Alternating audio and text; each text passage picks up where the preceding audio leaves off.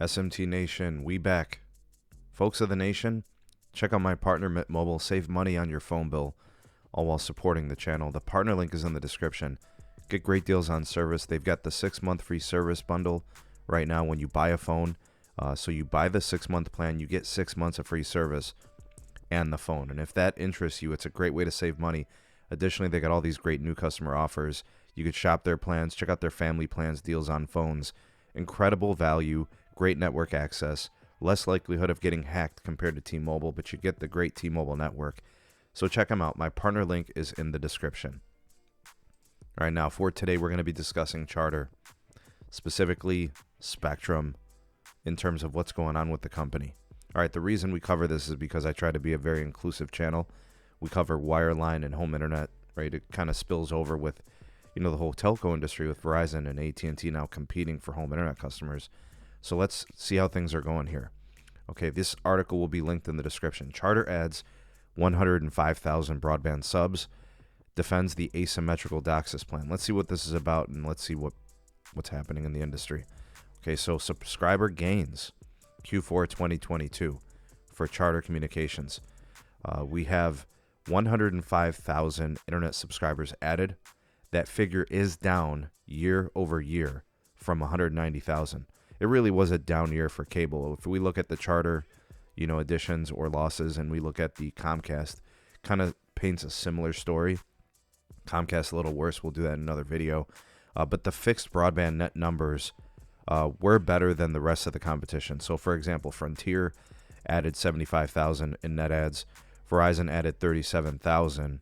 If you keep the 5G home internet out of the equation, Comcast had losses of 26,000, and AT&T had losses in 43,000. Their fiber not growing as fast as their DSL cutoffs. All right, so moving forward, the expectation is they're going to be building additional locations in rural America. I think that's a good indication of Charter's growth. I know a lot of people are saying there's like the demise of cable. I don't think it's a demise. I think it's just a refocus into the expansion and the growth of their native footprint. Getting those subsidized dollars to build out and really expand on their native footprint. So the story of cable dying just does not exist in reality. Obviously, it's not as good as fiber in what they do because of I don't want to call it legacy technology, but currently it's legacy compared to fiber. And one could argue that cable will never be as good as fiber, but there is room to run. For example, Comcast and Charter are both going to be upgrading their networks with more capacity, and the way that they're going to do that is with some new technologies that will allow them to make their downlink and uplink speeds much faster. So plans have already been revealed by both providers to cover their footprints with enhanced speeds. We're going to start to see 2 gigabits per second downstream throughout much of their footprints. 1 gigabit upstream is going to be one of the upgrades we're going to be seeing from Charter, and that's going to be within, I think, 15% of its footprint. 50% of the footprint will be getting upgraded with a 35% of the 10x 1 gigabit per second speed, high split upgrades with DOCSIS 4.0. So that's interesting. That means where those upgrades happen, you're going to get a fiber-like experience with respect to capacity. So if you've been sick and tired of the 1 gig down, 35 up type speed tier, now you're going to have an option to move to 2 gig down, 1 gig up, right, in some places, and I think more places in the future. Additionally, we could start to see even faster speeds. 5 gig symmetrical at some point would be pretty cool. I don't know if anybody would actually use that, but there are people who need more than 35 megabits per second uplink, and I think that's the crux of these upgrades. So based on the Q4 results and based on the year, you're looking at a company that has kind of taken on the brunt of fixed wireless access. You see it. At least Charter is growing. We're going to do a video where Comcast loses, but the upgrades are coming, and I think there will be a bit of a slowdown for fixed wireless after next year, right? So 2024, and then cable kind of feels and sees a renaissance and growth because they can offer better speeds. I mean, it's notably better than probably next year's fixed wireless access. I don't see enough technology or improvements or spectrum coming to market where fixed wireless can compete with these type of upgrades. So I would say that Charter is likely to add similar net additions next year moving through each quarter, unless fixed wireless gets more aggressive like T-Mobile Home Internet and then Verizon's 5G Home get more aggressive with pricing and availability.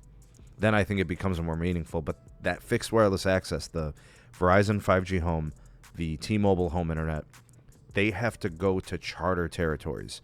They have to get the capacity created there. They got to go to places where these upgrades from charter don't get there yet, and then they have to hope to take as many customers as possible and then try to keep them, because you can't have customers churning. If they try your service and don't like it, they'll leave. They'll go back to big cable. Don't forget, there is a discounted rate when these companies like Charter and Comcast offer discounted versions of the Verizon network access. So there's pressure on multiple sides. It's very interesting, but I thought I'd update you guys and let you know what's going on with the upgrades from Charter with respect to the network, and then how they did in terms of net additions. It's actually not bad, all things considered. So what do you guys think about these numbers, and what do you think about this? I'd love to hear what you have to say. That Spectrum One bundle is legitimate. $50, and now it's a 12-month rate, right? After 12 months, it's going to balloon. We just expect that from Spectrum. But $50, you get their home broadband, home internet, and then you get their mobile line, right? Which is going to be on Verizon's network, and you get all that 5G access and all that stuff. So, I mean, $50 for a mobile line and home internet, that is probably the best value you can find.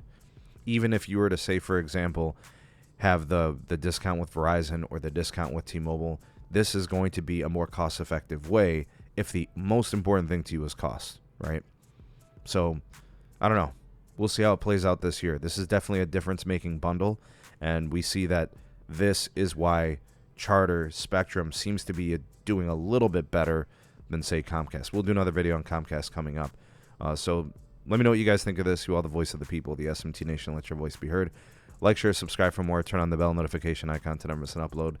Links in the description for all things going on with the channel. Big shout out to our partner, Mint Mobile. Check out my partner.